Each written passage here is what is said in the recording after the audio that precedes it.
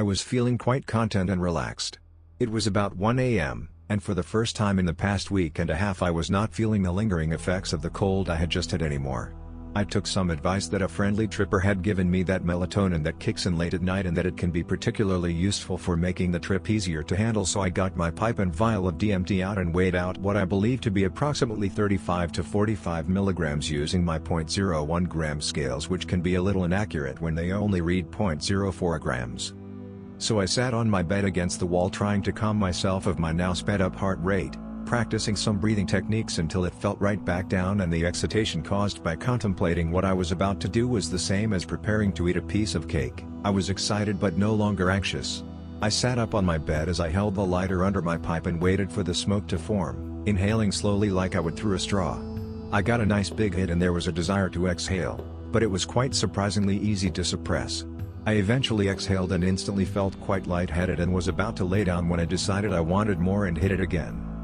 This second hit produced a much higher amount of smoke, perhaps due to the fact the pipe was already heated this time. I inhaled deeply again and it felt increasingly more difficult to hold in this time, but as I sat there trying to hold it in I saw more smoke building inside the chamber, so I exhaled a little from my lungs again after about 10 to 20 seconds and inhaled as much of the fresh smoke as possible. I quickly put the pipe down and laid down on my pillow and then slowly exhaled. There was a brief moment where I thought, am I breathing properly? As I closed my eyes.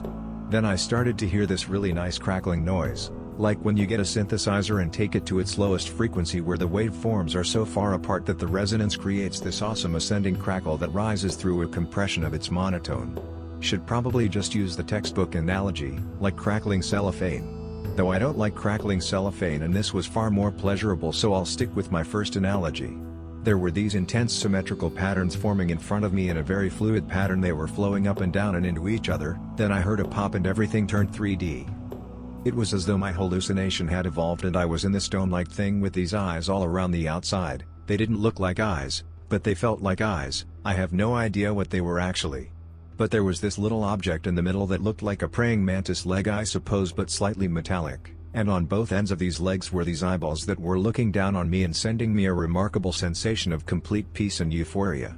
This leg was rotating around in unpredictable and interesting angles, like it was in the middle of this huge dome/ball that I was looking inside and the ball or gyrus of my brain, and was rolling all weird and interesting directions. I had this sensation and imagery of something similar to clockworks, or seeing those little cogs turn together inside a giant machine that together make everything work. It felt like I was behind the scenes of my brain and there were these little stick insects, or whatever you want to call it, revolving in geometrical patterns that made everything in my constant state of perception experience flow. It was as though all the aspects that made me human, I was experiencing for their true presence, in this intensely complex geometrical languages that presented the emotions for desires like hunger, sex, emotion, satisfaction and sleep. My slight impulses could be categorized down into infinite little beings of consciousness that inspire all my motivations, that they do with the slightest shift of a gear stick, so to speak. Then after that I started to feel the hallucinations deteriorating a bit, as I started to feel that my whole body had been writhing in ecstasy, much like one would kick and flail about during a nightmare. But there was so much intense euphoria that it could not possibly have been a result of a nightmare. As I faded back into reality, it was as though I realized that it was this rotating stick that was guiding my whole body, telling it to move. It was the one controlling my existence, the deterministic presence of the moment. I was living as close to the moment as possible, I realized. As during this time I had forgotten who I was, I had forgotten I was alive, and I had definitely forgotten I had taken a drug.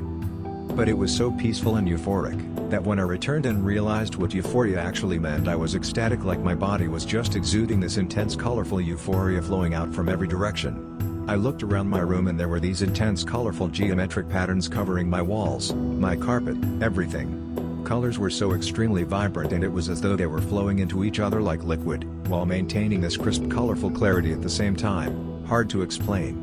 I guess a colorful watercolor painting does it only a slight bit of justice it deserves in describing the beauty of it all. After that I quickly tried to scribble down as many notes as possible, which I later compiled into this trip report, and was trying to see if anyone was still awake by my phone, so I could relay this profound experience to someone. I don't know if this is what a breakthrough is meant to sound like, or if it even was one, but it was quite intense and there wasn't an element of fear at all in it all. However, I will say this. It was like I was a tube of paint and I was squeezed really tightly, and this huge rainbow of intense euphoria flowed out of my soul and into it all at once. Swirls of the rainbow were pushed while simultaneously being sucked in. Perhaps the rolling ball was my ego, rolling through my brain, a tiny cell that made up my perceptual experience. I've had previous DMT experiences that have been mixed with pot where I ventured into my brain before, and it felt like I was looking at a little puppet master holding these strings to my state of mind, like desires as the ones I mentioned above. And if the puppet master were to cut one of these strings, I would be affected by some mental disorder. It was by fluid control of these strings that made me, me. This puppet master, or the strings or the beings that control these strings were me. Like some metaphorical language, it is the train that travels through my brain. Now, I never saw elves or anything, so maybe I didn't do enough. But what I did experience was very vague in retrospect, was hard to remember vividly. But I've been excited about life since, and also have this desire to hit it again, and probe deeper. Is DMT addictive? It feels profound, like a multitude of drugs I've tried all crammed into one and compressed into a dense and difficult to integrate 4 minutes. No real profound insights from this trip alone yet, however, just a reconfirmation of previous conceptions. Hopefully this spreads light into those curious about DMT, or those who haven't experienced the elves. Perhaps the eyes and stick insects I experienced were the elves. Who knows? I just wonder how much preconceptions can affect a trip that seems so radically beyond our control. I guess I was expecting something more, something that would make me question my whole existence and my way of life, and perhaps freak me out about my current approach or my drug use. But I think I'm pretty together right now anyway, practicing meditation, not using drugs as much, studying well, working a job that gives me great inspiration, indulging in a multitude of different art forms, producing music, writing, dancing and singing, while also experiencing the culture, spirituality and beauty of both society and the environment of this earth. My preconceptions have always believed DMT to be a shock to the system, but as was suggested to me by another DMT fan, is that the fear for DMT is often misinterpreted, and although it is profound, it feels like pure love instead. And that it does. Pure ecstasy.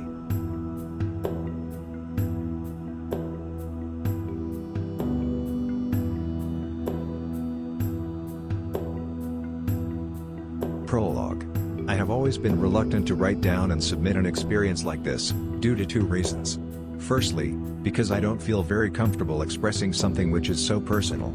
And secondly, because in my opinion, the perception is so disorganized, or, more precisely, so differently organized from the one I have during the usual experience, that the writing of the sensations, feelings and thoughts I have in a strong psychedelic experience is usually quite inaccurate and not very precise. However, I have had recently 2 trips that had been considerably more important than the rest, and they are so stunning that I think it could be nice to write down something about them, although this writing is short, imprecise, incomplete and inaccurate. Even though both trips are independent, and can be read separately, it is interesting how they show in some way very different facets of the psychedelic experience, although they have lots of things in common, too. The first trip is probably the most powerful experience of my life, and the second one is probably the best, and most beautiful, experience of my life. So after this introduction, let's move to the matter of this experience report, the second trip. Personal background. I am a quite experienced psychedelic user, even doing psychedelics almost daily or very regularly in some periods. Previous to this trip I had lots of experiences, especially quite a lot of DMT ones, including strong breakthroughs. I had also experimented with trips and substances in different contexts and settings. On the other side, it is also important to know that my main interest in life is geometry, also other parts of maths, in the sense of understanding and visualization of beautiful, complicated, stunning and new, geometrical phenomena related to intersections, hypersurfaces, higher dimensions, etc. I am a string/M theory and algebraic geometry researcher. This intellectual/professional interest is also my main interest about the psychedelic experience, and without it you cannot understand why this concrete trip was so significative to me. As an aside, it is normal to understand part of my interest in DMT, taking into account its visual and geometrical richness. For example, quoting Psychonaut Wiki, the geometry present with smokable DMT is considered by many to be the most profoundly intricate and complex set of visual geometry found within the entirety of the psychedelic experience. Setting. I live alone in my house. On this occasion I was sitting at my desk with my laptop and several monitors showing different images, papers and videos about nice, colorful and intricate geometric visualizations, including representations of higher dimensional ones. The lights of the room were completely on. I wanted a bright, clear-colored scenario, And although it was quite hot, I was wearing a lab coat, for two reasons: I love hot weather, and the coat gives a futuristic taste for my imagination. I had been thinking and meditating about some geometry stuff. At the beginning I was not very relaxed, but neither too nervous. Dosage and pre-trip. Previous to the main trip, once I had already prepared everything I did a first trip, my intention was doing several. That trip was also quite interesting on its own, but it turned to be just a prologue of what was going to happen, so I am not going to detail it here. I smoked slightly more than 40 milligrams in my GVG quite properly during a nice time. It was considerably powerful and I had quite a strong breakthrough. I am unsure if I took several hits or only one. What I certainly remember is that by the time I started to feel more or less normal, I was still a bit high, but not very much. I took my other GVG with around another 45 milligrams of DMT. Then the main trip began. The main thing.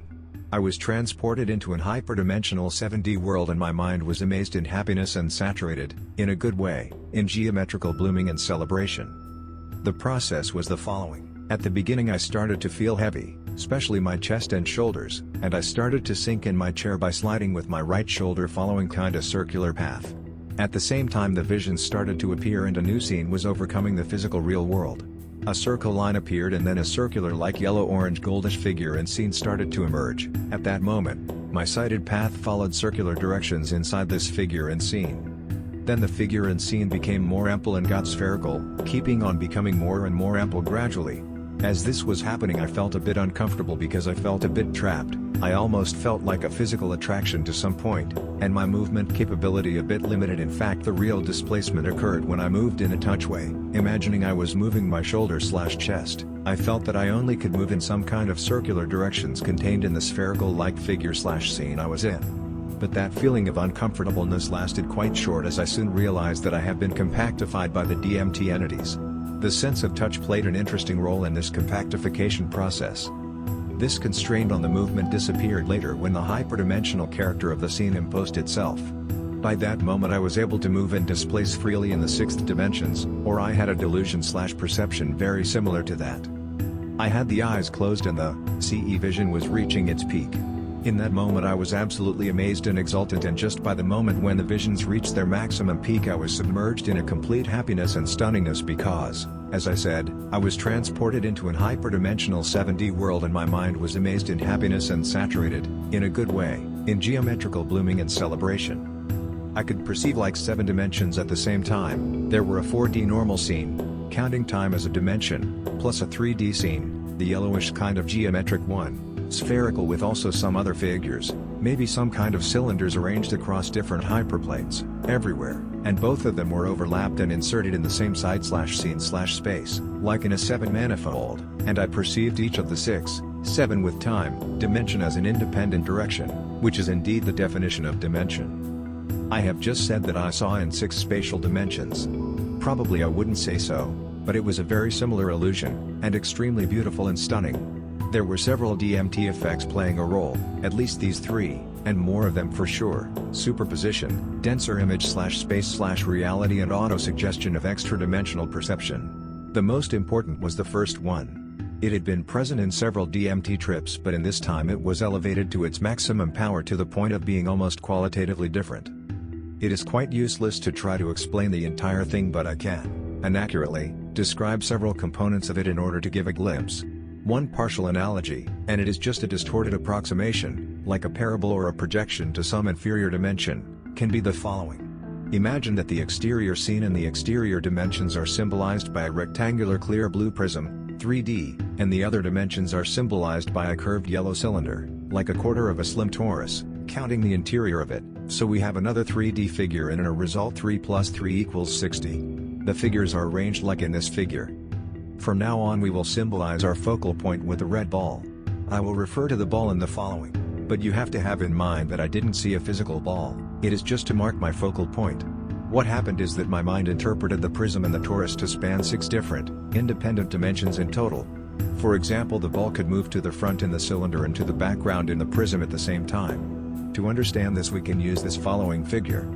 Imagine that you see at time t of 0 the figure 0. Then you see at time t plus 1 the figure 1 and at time 2 the figure 2. The geometrical perception is so accelerated, blooming, rich and exalted, and both images are perceived so fast, with such a short period of time t+2 through t+1, that the brain almost thinks that it perceives them at the same time. So it interprets that both the ball of figure 1 and the ball of figure 2 are the same ball, moving at the same time both along the direction x5 in the prism and in the direction x3 in the cylinder. Helped by the auto-suggestion of being in a hyperdimensional scene/site, the mind thinks that that is possible because they are independent dimensions, directions. I had done a breakthrough as the reality, together with my role in it, had gone completely. It was certainly a more progressive, not so abrupt, breakthrough than the average of my breakthroughs. I think that this usually happens to me when I connect two breakthroughs quite nearby in time, in such a way that I don't give enough time to my brain to stop being high. Anyway, at some point, when I was already compactified and I was experiencing the hyperdimensional thing, I was in another reality. I was in the hyperspace, but in this time, unlike the other trip, the most accentuated facet of hyperspace was clearly the hyperdimensionality rather than what I call the hyperreality, although both of them were present. As I was coming back to reality, I thought that the DMT entities had explained to me and let me feel compactification and extra dimensions in a way that my limited brain could understand. I had perceived with all the senses, sight, touch and all the others, and in a beautiful way, the 6 different dimensions, in an amazingly beautiful hyperdimensional scene. Then the visions and other things started to ease off little by little. As long as the main thing was ending, I started crying with happiness. There were also secondary visions. I do not remember the entire thing, neither all the visions and sensations I had during the trip. I certainly remember that as I came down I was extremely exultant. I felt like my neurons were saturated in joy and in geometrical richness. I was crying for happiness, and when I closed my eyes, lots of 3D multicolored geometrical figures formed, lots of planes and other things turned around and intersects among them in incredibly beautiful ways. They came to the center of the image and spheres arose in their intersections from the center and expanded along all the image. This image lasted quite more than usual when I am becoming sober. All the experience. It was so extremely beautiful, so amazing. I didn't know I could ever experience that amount of beauty. It was so pleasant and beautiful that after all, the first thing I did when I recovered my consciousness was crying with happiness and sob, so beautiful. Oh my God, I even screamed a crazy strong shout, it is so beautiful, God, go oh. In fact, I recorded some of the reflections, descriptions, also some of the sobs and screams, to capture a bit of the moment and help me to remember some things. As an aside, it is interesting to remark that I am a person with a very pro-futuristic world attitude, in the sense that I believe in transhumanity, mind uploading and other scientific marvels, and I think that in remote future human beings will be able to live, perceive and feel extraordinary, mathematical, scientific, ethical, aesthetic experiences. In this context, the experience in this report encouraged me, even more, to keep on exploring geometry, string/M theory, algebraic geometry, mathematics, etc., and to try to participate in that future. It is interesting that to maintain this kind of experience as a constant state of the brain would be quite similar to some kind of paradise. Maybe it will have to be complemented with some elements or inputs that help to maintain a constant train of thoughts if necessary, because, even though lots of rich connections appear in the psychedelic experience, they sometimes manifest a lack of linearity and focus, in some aspects, which would be nice to be enhanced or corrected. Also, in a slightly more practical way, I will explore geometrically some of the visual/geometrical/perceptive effects and thoughts that appeared in the trip, and they could also be useful in the future in the context of trying to build delusions or simulations of hyperdimensional perception. However, regarding this direction, it seems complicated to accurately replicate this kind of illusions without the component of auto-suggestion of the brain that had been present in this trip. It would need lots of precision. At last I had had the mythical, unimaginable, indescribable best experience ever that changes your life I had always read about in some DMT and other psychedelics reports. I didn't expect it after so many trips and psychedelic experiences, which I had had in quite different moods and moments. This eventuality could be caused by different things, and of course, pure luck played a role. One of them may be that I had some of the obsessions and loops/bad ways of thinking I was worried about previously, like the ones previous to the other trip I reported. Anyway, it was incredible. Now, after all of that, I almost don't know what to do. It is like you have been born, raised, thought, felt, worked, and now you have lived that. So, it is okay, you can already die. In fact, some days later I took a plane, and when it was taking off I thought for a moment that if the plane accidentally crashes I wouldn't be very worried. I can pass away quite realized and satisfied. On the other side, I had let a quite long period of time, and still some time left, in order to assimilate it, enjoy and celebrate what I have lived, let it rest, integrate it, write a bit about it, etc. Once I have done a partial analysis, I almost surely will keep on doing psychedelics, but this was indeed a profound before and after.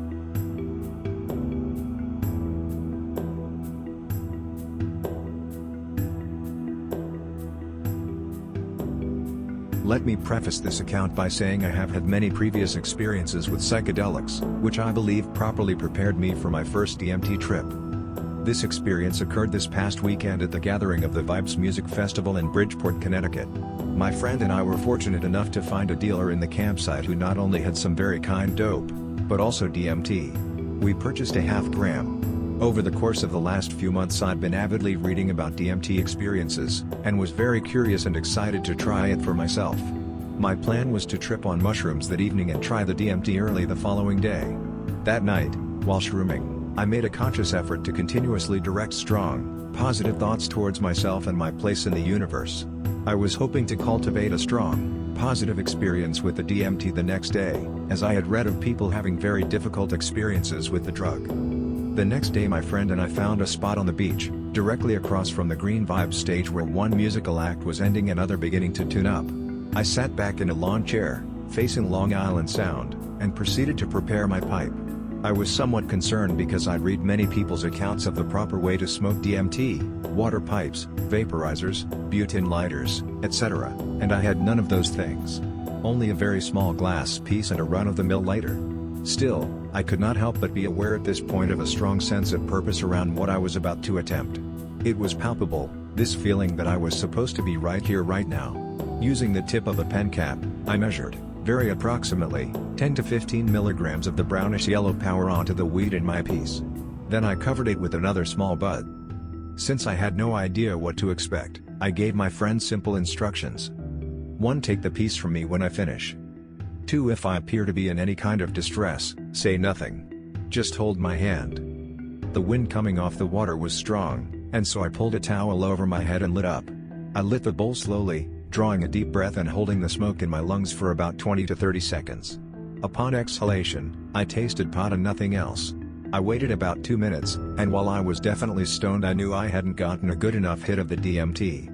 I asked my friend to sprinkle in some more, and thankfully he instead suggested I try one more hit first. I hit it again, and this time I instantly became aware of a sharp, acrid flavor filling my lungs and nostrils. Believing I'd hit gold, I took in as much smoke as possible and held it for a full 30 seconds before exhaling. I slumped back in my lawn chair and took note of the clear, cloud-tickled sky. About 5 seconds after laying back, I became aware of a kind of film drawing down over my vision. I recall thinking at that time, it looks like several large parameciums have landed.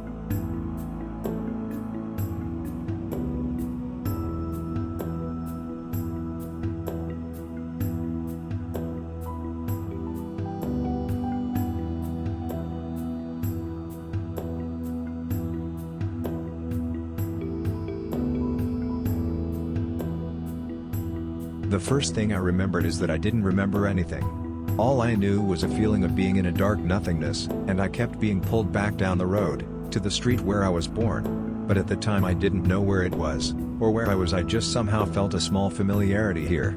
I didn't know what had happened before this point, in between, sideways, up, down or anywhere. I didn't even know who I was, or why I was here. I kept saying, but I don't know where I am. I don't remember what I was doing. How can I get past this? They were turning my head to the side to look at this guy sitting next to me. I saw the face and still I said, but I don't know who he is. They danced me back to the nothingness, then tried again. Turned my head again to show me a small glimpse of the room I was in. You remember, they kept saying, look again. They showed me the guy again. Yes, I remember, I know him. But why, and how, and why am I here with him right now? They turned my head again to look down at the pipe. See, look, look at it all. You remember now? And then I did. I remembered it was my friend sitting next to me, and I got to this point by smoking the pipe, and that was what I had planned. In this instant I looked at my friend, and green hexadecimal shapes were vibrating in front of everything. I kept pulling myself back to where I was born and saying, whoa, this is too trippy, but quickly they pulled me back to the room again and seemed to realize I was finding the whole thing nuts. They all worked together to help me, pulled me in again, pointed my senses to the music. Follow what you know first and it will come, you'll see, you'll remember, you remember. Their voices danced away from me into the shapes and waves, bouncing in between the shapes of the music. Yeah, but does it have to be so trippy? I said to them. Yes, because this is the way you're coming. They kept pulling me towards them, saying follow what you know. I didn't realize at the time, but just as Phantom 2, Boys Noise Remix was playing, one of my favorite songs. So I latched onto the vibrations of the music, the ones that were visual. This is what I had to follow, the 4D projection that was dancing higher up into the corner of the ceiling. But as I focused too much, reality got in the way. I could see the wall and the piano, and it was stopping me latching onto this thing that they were telling me about. I still didn't know what I was trying to get to. I just kept following their words. I said to them, wait, can you show it to me clearer? No, it's not clear enough, show me again. But each time they did, I still couldn't see it. They kept beckoning me upwards, on the wave of the music. Then things started to pull and stretch, and it became impossible to try and contain it all, to the point I had to pass through to get to the fourth dimension. Then they said, so you know now where you're going. You've realized where you're going, the fourth dimension. So now you can come, now it will work. Hypnotic voices in my head, always vibrating out to me in the green hexadecimal shapes. I laughed and my voice turned into the same green shapes and stepped out before me, following the beats of the music, leading me up to where they were telling me to go. At this point probably 60 seconds had passed since I smoked the pipe. I started to realize that's where they were, in this place past reality that I now knew I could get to. I took control of the situation and told them all to help me. Right, you pull this part of that dimension, while I contain these parts, whilst also folding these bits. I had to focus hard and it kept slipping back, but I quickly got it together again. Then once it all came together and stayed, the music became louder, more fluid, pulling me towards it with the pulling vibrations. Travel on the song if it's what you know, they kept saying, so I did, and towards the very point of reaching the fourth dimension, they actually appeared slightly out of the ceiling, from their dimension into mine to physically pull me out of it. They looked like matrix beings shaped by the same green hexadecimal shapes that seemed to be vibrating in time everywhere. Their voices sounded like the song that was playing, and sometimes the speed of their words skipped over time, like time did not exist for them and time was being stretched upwards, towards them. I was getting to the point I needed to. All they kept saying was it's okay, but you remember, but you remember, but you remember, this is the way, it's all okay. Then quicker than light they pulled me right out, like I was being shot out of the matrix. There was no music, no time, no room. I was suddenly in the ether, the void, the whole place in between and outside, everything at once, the place you come from and the place you go to at the very beginning and end of life. The ones who had been helping me get there now glowed pale white and came towards me on beams of lights, and they said to me immediately, so you see, you remember now, this is all it is, this is where you were coming. Now you see, now you see. And somehow I knew they were right. I'd been here before, at the beginning and end of everything. They were flying up to me, every time I asked a question in my head, but what about, but what about? Before I even had a chance to finish the thought in my head, they would show me the answer. They flicked their hand and turned my face to look into a small ball of swirling matter. When I glanced, I saw for a fleeting moment the answer to any question I had started to ask, and every time they would say, but you knew that already, but you remember, but you know that. See, sometimes they would dance, back on the green hexadecimal vibrations to show me it was happy and safe. So you see, the way you came in. This is what this is about, this is what people see when they come here, and this is all it is. No fear ever crossed my mind, just wonder, just curiosity, just kept saying, but yeah, what about this though, what about that, what about the space-time continuum, and they would show me in a second, but you just crush the time and stretch the space and add the senses and look, they sang and danced again as I started to understand each little bit more. They gave it to me in bits at my pace, they knew how much to give, how much to show, they knew that I was getting there, always kept answering my questions with the fleeting swirling ball that they would flick in front of you, and always they would sing after it, but you already knew that, you knew that, now do you remember, so now do you remember? It was like a song, like everything was happening at the right time, at the right pace, at the right rate, I got it all, and they said, so you have no more questions to ask, because you see it all, now you remember, you understand again. But I still had a question, but why don't we all get to see this all the time? Because they said, and showed me how when the space and time is crushed into our reality, this thought can't happen there. They showed me how everything has to be at a point for our reality to exist, and that it is really ourself in the ether, the one that dreams, our consciousness that creates it all. This is what creates your reality, this is you, your own creator, you are here, always, you always have been and always will be, this is how it is all safe and good, this is how you do it. They showed me how, and it was like my reality that I left behind was a picture being projected from me, myself, in this dimension. I said to myself, just like a hologram, and they danced again. Yes, but you knew that already. Yes, cause I had read it about 3 months ago, and even when I'd read it I knew that although I didn't completely understand it, that it was somehow still right. I was asking them things like, yeah, but why do I write creative stories, and whoosh, they would show me a fleeting glimpse and I would go, oh yeah, each time, cause I already knew.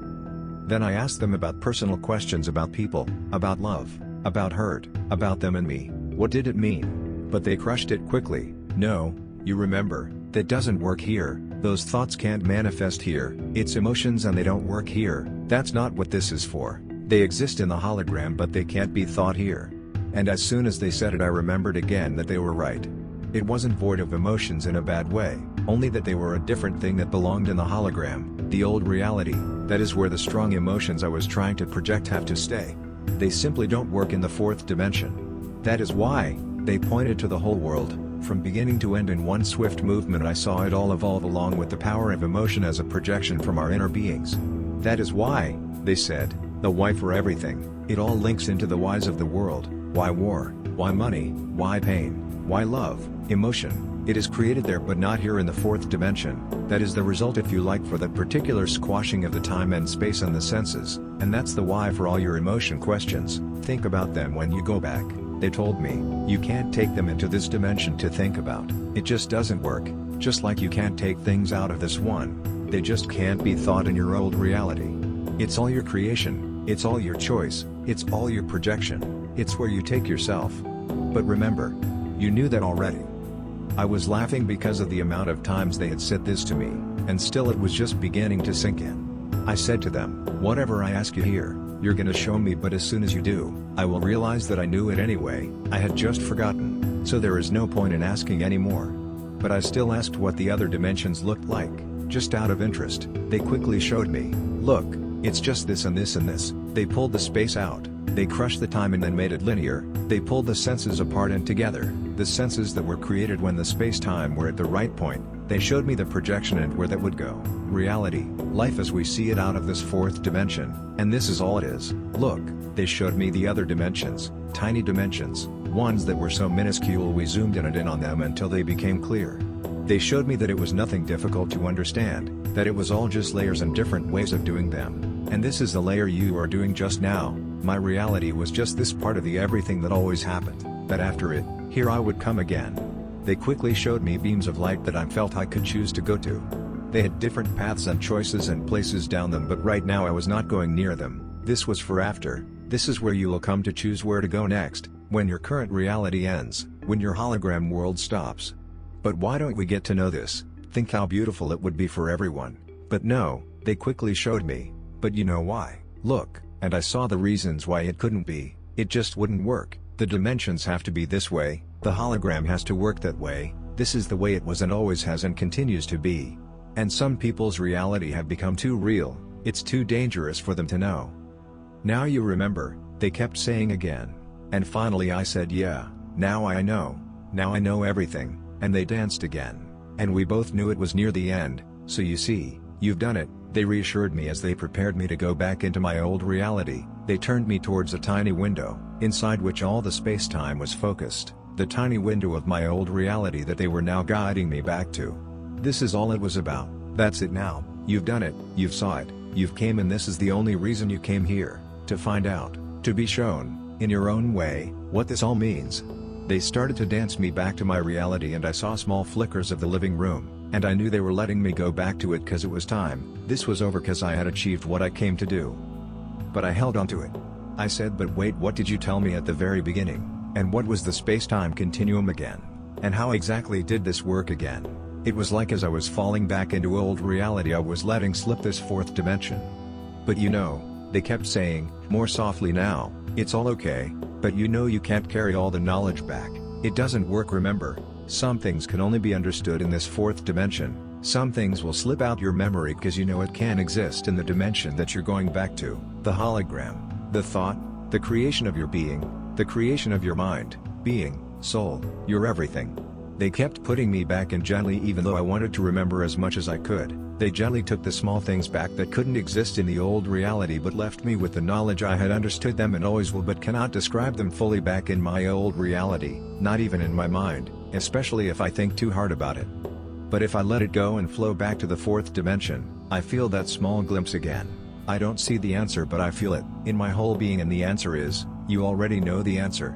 When I started to feel the reality of the room more and started to leave the fourth dimension altogether I felt sick and told them oh yuck I don't like this part, you never said this would happen, I mean you told me the answers to the universe but you never told me about this part. But they just made me look at the empty bottle of Bucky then made me feel the sickness again and made me see it was because I drank the Bucky. Well what did you expect, they seemed to be telling me. I still didn't like it so they showed me quickly all that it was, look it's just your physical self trying to reattach to your thought projection. Your senses trying to find their way back together, I mean come on you're squashing space and time back together here and it's gonna feel a little weird. Of course I knew exactly what they were talking about, cause I was now all-knowing in that area, so once I understood it, the sicky effect started to fade. They told me to follow what I knew again and danced me back in on the music which was now on my moon, my man, Boys Noise remix. I had a playlist playing so I now know that only about 12 minutes had passed but at that moment, time was still skewed so I couldn't really tell. They showed me how to latch onto the music again, the same way I had done when I was coming in. And so I listened to the music and lay for a long time half in the fourth dimension and half in the reality, aware that they were still taking care of me. I was still able to hold the time, and make the song stop while thinking in my head for long minutes before the next beat of the song came in again. You have to let time fall back to where it should be, they said. But I like being able to do this, I told them, even though I knew I couldn't possibly exist properly in this reality if I was constantly bending time. Look, they said and suddenly I could hear my friend breathing, I hadn't even been aware that he was still there, he is worried about you, stop getting lost in the space-time continuum, stop playing about with it, you know it's time to go back. I knew that most people who take DMT last no more than 20 minutes but I had been out of it for nearly an hour so understandably my friend was worrying, but I was fully able to come back into the room, I just didn't want to stop playing with the space-time continuum just yet. I was in my element, being able to stop time and send my mind back to their dimension to daydream for as long as I wanted about everything they just showed me, then pull my mind back into the room and start up time again. But once they'd made me realize my friend would worry if I lay there all night bending time, I agreed with them it was time to come back. Gently they kept pushing me further back into the old reality, until it got to a point where I was aware of being more in the old reality than I was in their fourth dimension and that's when they finally let go, once they knew I was safely back in the room, along with a slight tinge of sadness at leaving them behind. I heard my friend speak and the sound of a voice made the reality stronger so I just focused on the textures, smells, sounds, and sights bit by bit until I could put them all back together again. It took longer than I had been told it would take, but probably because I had clouded my head with alcohol. I laughed about the fact they had kept telling me you remember it all, see you already knew that. As if you were going to be told something you didn't already know, it was the ultimate non-mystery but in the same sense the ultimate mystery. It was everything and nothing. It was knowing and not knowing, remembering and forgetting, forgetting and remembering. Everything. Here it is, here it always is, and always will be. Here is life, this part of it anyway. That's what they were there for, like some sort of guardians of the gateway. They were glowing beings like people but who flew at you on beams of light, with glowing crowns on their heads. They showed me everything. They were the ones who had guided me in and gently guided me back out. They were only there to do this. They knew I was coming in. They knew when I would be going out. They knew how to help me. They knew what to say to me. They knew exactly who I was, had been, and would still be. After about an hour of nonsense ramblings to my friend, I tried to make sense of it all again. In the squashed time-space dimension, I knew it was hard, basically impossible, but still, I remembered what they'd said about only being able to know some things in that fourth dimension, accepting that again, remembering everything again, learning it all again, laughing and laughing because I had already knew it all. Just like they had told me, you remember, you have done all this before, you've came in before, you've gone out, your being will never forget, as soon as you see it all again. You remember, now go back, take it with you, hold it close, because not many know, not many can see, because that's just the way it is. But you knew that already.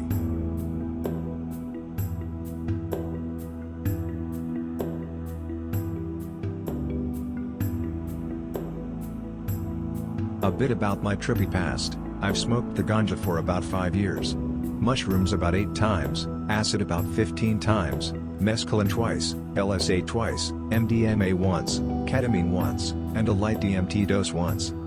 So I took a couple puffs of a Deemster joint about a year ago. It was crazy, but I still hadn't gone all the way. I hadn't broken through, as they say in DMT lingo.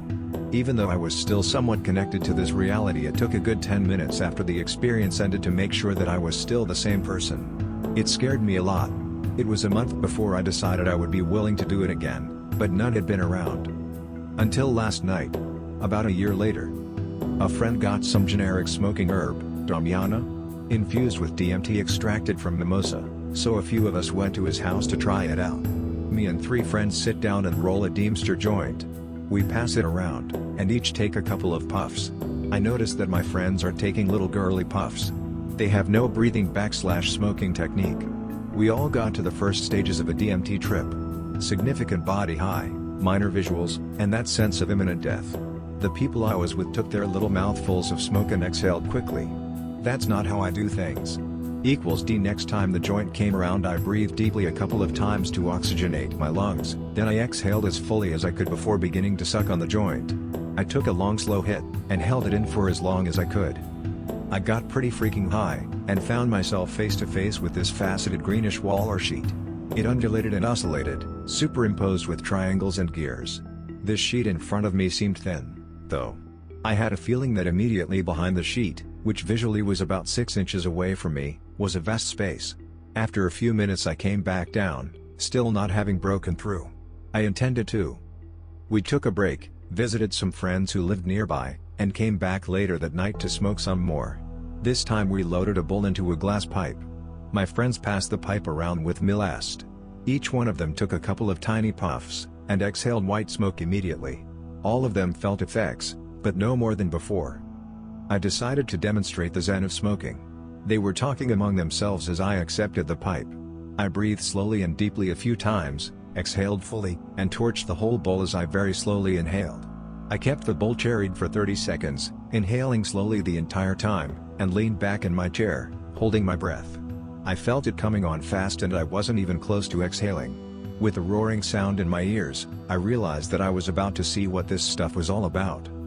I exhaled, leaned back, and my chair broke. It was my friend's house, and at first he was pissed and said something to me about it, but I was on the way out of this world, and barely heard him. With no chair, I stumbled forward, then sat down on the cement, and rolled to a laying position. It wasn't a choice, this stuff knocked me to my feet. I heard one of my friends say, "Oh, look at him," noticing that I was being blasted to hyperspace. I must have had a crazy look on my face. I was not on Earth anymore, my mouth was wide open. Unfortunately, it wasn't exactly pleasant. I spent probably the next 5 minutes in some form of personal hell. I remembered God from my Catholic school childhood, and realized that with the ignorance of that age held innocence, and I knew that I had drifted far away from that innocence. I was being punished, and I knew I deserved it. I was in a personal hell and felt I would be there for eternity. I did not think I was coming back. How could I ever be the same? I was swimming through geometric chaos intertwined with poignant and emotional imagery from my past. God did this to me. God finally had enough of my shit and decided to fuck me up. I did not expect this. God. I did not expect this. God, it's my fault. This carnival of terror seemed like a fitting and deserved ending for my wasted selfish life. I realized that I would never be the same again and would not be capable of functioning in society. I would end up in a mental institution, living in this perpetual hell while my family occasionally came for tearful visits. Holy fuck. I managed to say, "Don't do DMT" to my friends, and never have I been more serious. We exist? We exist? We can never experience death. Death is no experience, so you can come close, but you can't ever experience non-experience. I came as close as you could, maybe I even went through it, but how could I know? I am alive, I am not death. I was sitting on the edge of death. It was like I perpetually hadn't existed the moment before, and was constantly sitting on that moment. I was in a constant state of just coming into existence. We exist? What the fuck? I apparently yelled the words God, fuck, and DMT several times. I could hear my friends? They exist? I exist? Exist? WTF? Having a conversation. One said, well, we don't use most of our brain. Another, maybe that's what happened to him? He just opened it up and got flooded. They were talking about me. I was rolling on the ground with my face in my elbow. But I was returning, sort of. I got to my feet after a few seconds, said, be right back. I walked inside for the change of scenery, and laid face down on the floor. Tongue. I called my sister who I had invited to come by that night, but she couldn't make it. I said, I love you. Don't do this stuff. She said, I love you too. Okay. And we said bye and hung up. Another 5 minutes and I walked back outside and sat with my friends. We talked a bit about what I had just experienced, which was exceedingly difficult due to the indescribable nature of the experience compounded with the fact that I was still tripping. Buzz. I kept saying, dude, it was just. Fuck. I don't fucking know.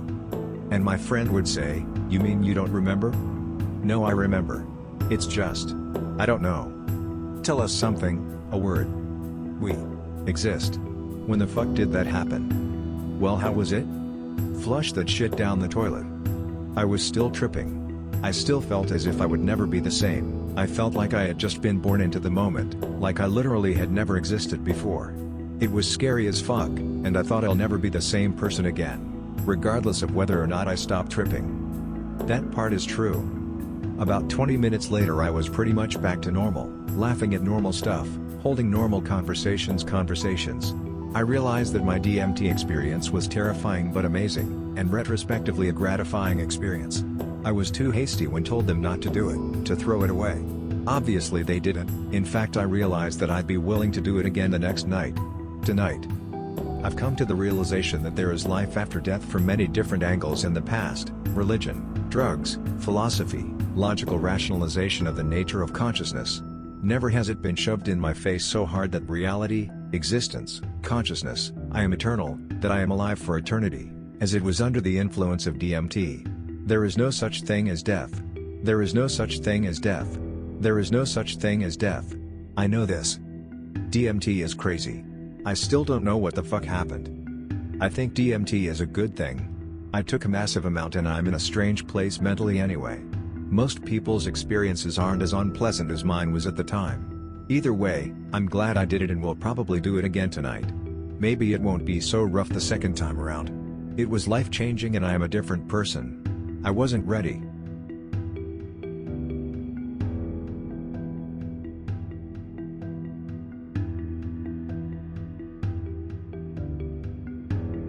Prologue. In my late 20s I was vacationing with friends in the Pacific Northwest. We were early into the first day of our trip up the Oregon coast when we stopped at a rest area where tourists could watch the monumental waves crash against the giant black cliffs. It was magical. My friend Jack, a playful daredevil, was taking in the scenery from the edge of one of these cliffs. I walked near but stopped a few feet behind him. In the distance we could see a massive wave growing towards us. I ran in an attempt to stay dry. The wave hit so hard that I could see the ocean spray at least 10 feet over my head. Soaked and laughing, I turned back to see how well Jack had fared. But he was no longer on the cliff. Peering over the edge, I could see his body being tossed around by the violent ocean below. We scrambled to save Jack. Someone called the police. Someone else ran up the road to try to find help. A couple people tried to swim out to him but got slammed back against the rocks by the vicious current. Helplessly, we watched as one of our best friends went underwater. He never came back up. By the time the Coast Guard arrived, his body hadn't been seen for over 10 minutes. Even if he had been conscious, he couldn't have survived. Why couldn't I save him? I asked myself over and over again. My body burned with raw emotion as agony and confusion radiated throughout my entire being. It was as if every chemical in my brain was firing at once and the circuit board was being overloaded.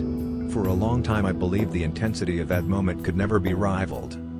Playing with spiritual dynamite. When I first heard about DMT, I was scared to try it. I had been through a period in my early 20s where I was a devout believer in psilocybin and LSD. I wouldn't shut up about it. I tried to convince all my friends to take psychedelics. It was the key to understanding ultimate reality, I told them. But after a severely traumatic LSD trip briefly left me believing that nothing was real and I had experienced death, I decided to spend less time taking psychedelics and more time researching them. This is what eventually led me to the book DMT, The Spirit Molecule. The experiences described therein were so bizarre and foreign that I eventually worked up the courage to try this mind-altering substance. Before long, I came into possession of a sizable amount of DMT. A few friends and I sat around taking hits out of a Pepsi bottle that we rigged with aluminum foil. Inexperienced, we would eyeball what we thought to be the appropriate amount. In retrospect, the amounts we were attempting to smoke were absurd. It's a miracle we didn't hurt ourselves. Instead, the opposite happened. We wasted all of it. Between not being able to vaporize the DMT properly and the leaks in our Pepsi bottle pipe, we simply couldn't take hits big enough to feel anything. I was frustrated. The most I ever felt was a horrible taste in my throat and faint closed-eye visuals. I wasn't sure if I had broken through the veil, but as far as I was concerned, the DMT experience consisted of only mild hallucinations and nausea. Years went by since my initial experimentation. I had given up on the so-called spirit molecule when my friend Morgan invited me to stop by his apartment one afternoon. The first thing he asked when I walked through the door was, "Are you ready to blast into hyperspace?" As he weighed out a tiny metal spoonful of white powder with scientific precision, he explained that he had tripped approximately 30 times in the previous month. He told me about his experiences of ego death, contact with transdimensional beings, etc., all the typical stuff you hear about the DMT experience. I told him about the Pepsi bottle. He bluntly replied I had been doing it wrong. Morgan was experienced with DMT. More importantly, he was a smart and loving friend. I trusted him. With his help, I believed I would finally get to peek through the veil. Vaporizing DMT without getting it too hot can be difficult. To keep the DMT at the right temperature, Morgan used a buffer of cannabis that had been previously used in a vaporizer and left to soak in Everclear. Afterwards, it was dried again. It was reduced to combustible plant matter. Any cannabinoids would be gone. As long as I only lit the weed, the heat would vaporize the DMT underneath. Even if I inhaled the weed, I wouldn't cross-contaminate the experience with a marijuana high. He also gave me a small dose of a powdered MAOI in an attempt to stay under the influence of DMT longer. He packed a glass cannabis pipe, then asked what music I wanted to listen to. This was important. He warned against anything too contemporary as it had a tendency to take him out of the experience in his previous attempts. I laid back on his couch, anxious, as Vivaldi's Four Seasons recomposed by Max Richter began to fill the room. Morgan held the pipe and lit it for me, but I coughed on the first hit, spilling it everywhere. I apologized. He reassured me it was fine. As the music continued to swell, I grew increasingly nervous. I briefly tasted the burning plastic/mothball flavor of DMT and was reminded of how sick it made me feel the last time. What if I threw up during my trip? But before I got too caught up in my thoughts, Morgan was back with a freshly packed bowl. With the first hit, I got the bad taste again. Then things got interesting. On the second hit, Morgan's arms and the pipe seemed to grow longer by several feet. I glanced over at him. His skin now had a reptilian cragginess to it. His face lacked the defining features that I would recognize as Morgan's, but instead he looked like the most generic person I'd ever seen. Just a blank face. It was like I was seeing Morgan through the eyes of an alien who couldn't tell human beings apart. Even though my throat was sore from the DMT smoke, I knew I had to take another hit if I was going to cross over. I inhaled the third and final hit. My eyes reflexively closed shut. D+0. Holy shit, what the fuck is this? I screamed internally. The instant my eyes closed, I was no longer sitting in Morgan's apartment. From reading The Spirit Molecule, I was under the impression that it was going to be like a roller coaster. Wait in line. Get strapped in. Slowly see the cart move up the tracks. Clink. Clink. Clink. Until finally the coaster drops down that first big hill and the ride begins. But no. This was absolutely instantaneous. Absolutely. Instantaneous. It was as if the bottom fell out of the room and I was suddenly plunged into a free fall. At least generally when something unexpected happens in life, let's say if you're getting mugged for instance, the mugger might have the decency to scream, "Give me your fucking wallet," before they blow your brains out. My entry into the DMT dimension was less cordial. My entire body clenched. I was startled, confused, and felt a familiar feeling of all the chemicals in my brain firing at once. My circuit board was getting fried. It felt like I got blasted in the chest with a spiritual shotgun. My eyes burst open before I had even a second to decipher what I was seeing. D+5 seconds. Please hold my hand. I begged like a child clinging to its mother. Morgan obliged. This is all happening inside your brain. You'll be fine. That helped. I closed my eyes again. D+30 seconds. Nothing could have prepared me for what I was witnessing. I had broken through the veil so instantaneously that my mind was reeling to catch up. I wasn't just in a different room but a different dimension, albeit a familiar one that was somehow realer than real. What I had previously called reality seemed muted by comparison. In this realm I had no body. I was simply a silent watcher of the unbelievable. There was a luminous ball of energy directly before me. I use quotation marks on the word ball because although it was roundish in shape, it was somehow also amorphous, constantly changing. It radiated incomprehensible, totally impossible patterns and colors beyond the visible spectrum of light, new colors I had never seen before. For a split second the amorphous sphere seemed like visual gibberish until the next moment when I could make out that it was comprised of several beings. These beings were reaching out towards me, then retracting back into the sphere. Sometimes they would stick their faces inches from where my face would be if I still had one. They were constantly moving and impossibly fast. An arm here. A face there. Over and over. Without words I got the impression that they wanted me to follow them. It was as though they were saying, "Come with us. We have the most important thing to show you." And I have to stress, this all happened the instant I shut my eyes. Overwhelming doesn't begin to describe the sensation. The beings were ecstatic that I could join them. It was a celebration. They were wearing childish masks and laughing and making silly, contorted, dumb faces. The being that stood out to me the most was wearing a cat-like mask. It would lean in extremely close to my line of sight and pucker its lips, revealing buck teeth and shaking its head. It was the opposite of profound. It was utterly stupid. But I was in awe of it. It was as if the cat-masked being was telling me to stop taking everything so seriously.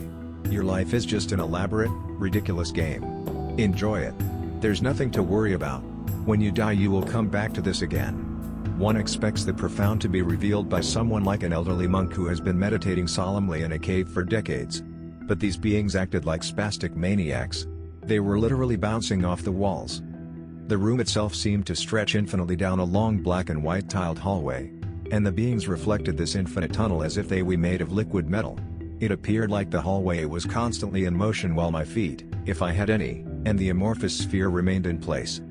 The beings continued celebrating and motioning to me for what seemed like a very long time. It turns out it was only about 2 minutes. I've read that DMT can feel like an eternity, but for me the time dilation was more akin to cannabis. The first intense couple of minutes felt way too long, but in the same way that a good song can seem really long when high on weed. After a while of watching this spectacle I calmed myself and decided to follow them. D+2 minutes and 30 seconds. As soon as I made the decision to follow, I was transported to the place they were trying to show me. The beings were no longer visible, but I could still sense their presence, as if they were watching over me. This new place was a series of slowly shifting reds and blues covered in complex geometry. It was less intense than the previous experience, but somehow more awe-inspiring and serene. For a good visual reference, it was kind of like the DMT sequence in the movie Enter the Void. Although I would say the film sequence is like a crayon drawing by comparison. This new place was what all the commotion was about. It was incredibly familiar. I felt like I had been there many, many times before. It felt like possibly the inside of my mother's womb. I believed I was being told that this was the place you go when you die and wait to be born again. Could this have been the super soul that everyone and everything is supposedly a part of? Or Krishna in the Bhagavad Gita? or what Schopenhauer called the insatiable will to life. It didn't feel like I was learning something new but instead remembering something forgotten. It was so beautiful that tears started streaming down my face. I had been a staunch atheist when I sat down on Morgan's couch. But when my trip was over I was converted to at least an agnostic. Before, I felt certain I had a solid grasp of what an experience could be. I knew that I would probably never go into space in my lifetime. But at least I had a notion of what stars look like in the night sky.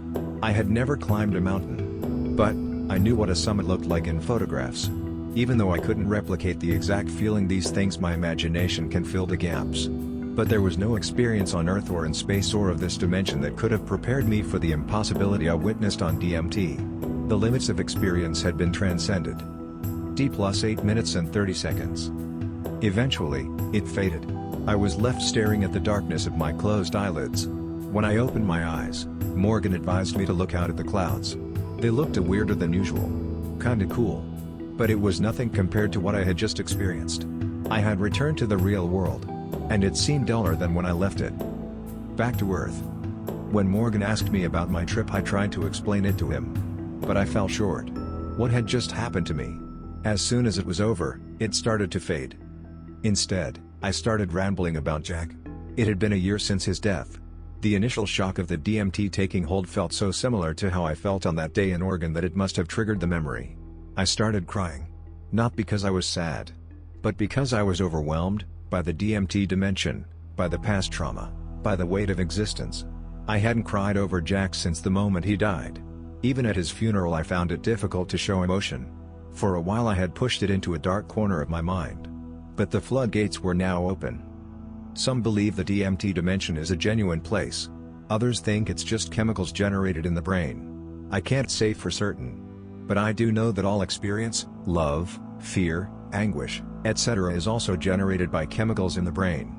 I've personally witnessed the emotional weight of a legitimate life or death situation. I've also personally witnessed the mysterious and incomprehensible realm generated by smoking DMT. I would be hard-pressed to differentiate which felt more real.